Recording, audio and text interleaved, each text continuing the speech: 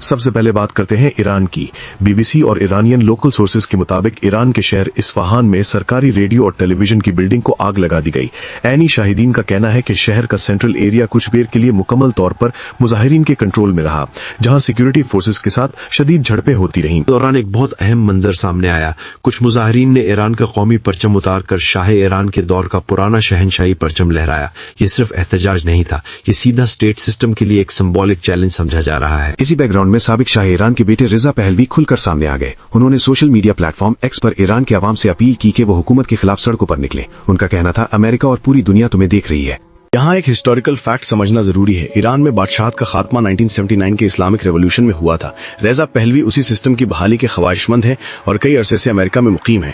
اسی وجہ سے ایران کے حکومتی حلقوں میں انہیں اکثر غیر ملکی سپورٹ حاصل ہونے کا الزام دیا جاتا ہے۔ بات کرتے ہیں امریکہ کے ریاکشن کی۔ امریکن پریزیڈنٹ ڈونلڈ ٹرمپ نے ایران کو ایک سخت وارننگ دی۔ ان کا کہنا تھا کہ اگر ایرانی حکومت نے مظاہرین کے خلاف فورس استعمال کی تو امریکہ کا رسپانس بہت سخت ہوگا۔ ٹرمپ نے یہ جملہ بھی کہا، ایرانینز جانتے ہیں کہ وہ مکمل سرویلنس میں ہیں۔ اسی دوران کچھ شہروں میں دیواروں پر یہ نعرہ لکھا ہوا دیکھا گیا، Trump we are waiting for you. لیکن یہ بات واضح رہنی چاہیے کہ ابھی تک اس نعرے کی انڈیپینڈنٹ کنفرمیشن نہیں ہو سکی کہ یہ لوکل لوگوں نے لکھا یا کسی اور نیٹ ورک کا حصہ ہے۔ اس کے بعد ایران میں انٹرنیٹ مکمل طور پر بند کر دیا گیا۔ انٹرنیٹ شٹ ڈاؤن کے فوراً بعد ایلون مسک نے اناؤنس کیا کہ ایران کے لیے سٹارلنک سیٹلائٹ انٹرنیٹ ایکٹیو کیا جا رہا ہے۔ یہاں ایک ٹیکنیکل فیکٹ سمجھنا بہت ضروری ہے۔ سٹارلنک بنا اسپیشل ٹرمینل کی یوز نہیں ہو سکتا۔ عام شہریوں کے پاس یہ اکوپمنٹ موجود نہیں ہوتا۔ اسی لیے ایکسپرٹس کا کہنا ہے کہ یہ سروس زیادہ تر آرگنائز نیٹ ورک سے خفیہ سسٹمز کے ذریعے یوز کی جا سکتی ہے، جیسا کہ پہلے یوکرین میں دیکھا گیا۔ چلتے ہیں دنیا کے دوسرے اور بہت اہم فرنٹ کی طرف۔ رشیا نے یوکرین کے شہر لیویو پر اپنا ہائپرسونک میزائل اورشنک فائر کیا۔ عینی شاہدین کے مطابق تقریباً 10 زوردار دھماکوں کی آواز سنی گئی۔ یہ میزائل ملٹیپل وار ہیڈز پر مشتمل تھا۔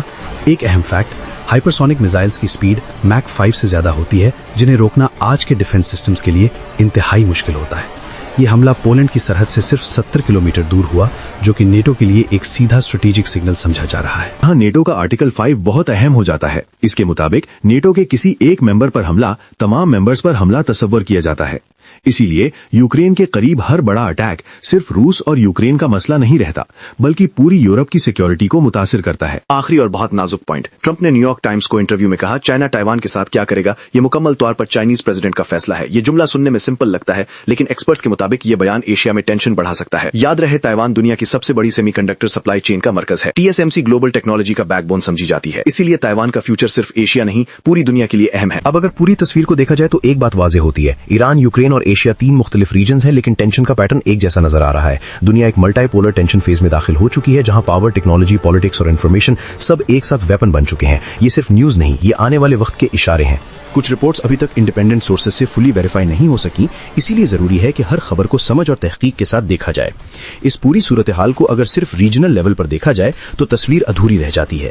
حقیقت یہ ہے کہ جو کچھ اس وقت دنیا کے مختلف حصوں میں ہو رہا ہے وہ صرف چند ملکوں کا کرائسس نہیں، بلکہ پوری دنیا کے لیے ایک بہت بڑی جیو پولیٹیکل دراڑ یعنی فریکچر تیار کی جا رہی ہے۔ ایکسپرٹس کے مطابق یہ ٹینشنز آہستہ آہستہ ایک ایسے گلوبل اسٹرکچر کی طرف بڑھ رہی ہیں جہاں سے تھرڈ ورلڈ وار جیسے سینیریو تھیوریٹیکلی فارم ہوتا نظر آ رہا ہے۔ یہ ضروری نہیں کہ جنگ کل یا پرسوں شروع ہو، لیکن جو الائنمنٹ، پوزیشننگ اور پاور بلاکس بن رہے ہیں وہ بالکل ویسے ہی ہیں جیسے تاریخ میں بڑی جنگوں سے پہلے دیکھے گئے۔ تناظر میں ٹرکی، پاکستان اور سعودی عربیہ اس وقت بہت زیادہ احتیاط کا رویہ اختیار کیے ہوئے ہیں۔ یہ تینوں ملک کھلے طور پر کسی ایک بلاک کا حصہ بننے کے بجائے حالات پر بہت باریک بینی سے نظر رکھ رہے ہیں۔ ٹرکی نیٹو کا ممبر ہونے کے باوجود رشیا، مڈل ایسٹ اور یورپ تینوں کے درمیان بیلنس بنائے رکھنے کی کوشش کر رہا ہے۔ سعودی عربیہ ایران کے ساتھ حالیہ ڈپلومیٹک بہتری کے بعد کسی نئے کانفلکٹ میں الجھنے سے بچنا چاہتا ہے، کیونکہ ریجن میں انسٹیبلٹی سیدھا انرجی مارکیٹس اور اس کی انٹرنل سیکیورٹی پر اثر ڈالتی ہے۔ اور بات کریں پاکستان کی، ایران میں جو کچھ ہو رہا ہے وہ پاکستان کے لیے صرف پڑوسی ملک کا مسئلہ نہیں۔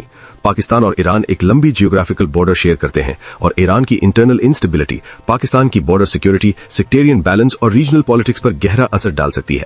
اس کے علاوہ ایران پر کوئی بھی بڑا ایکسٹرنل پریشر یا کانفلکٹ پورے ریجن کو ڈی سٹیبلائز کر سکتا ہے، جس کا ڈائریکٹ امپیکٹ پاکستان کی انٹرنل سچویشن پر بھی آتا ہے۔ یہ سب اس بات کی طرف اشارہ کرتا ہے کہ دنیا اس وقت صرف ہیڈ لائنز کا دور نہیں دیکھ رہی، بلکہ پاور شفٹس کا ایک سائلنٹ فیز چل رہا ہے۔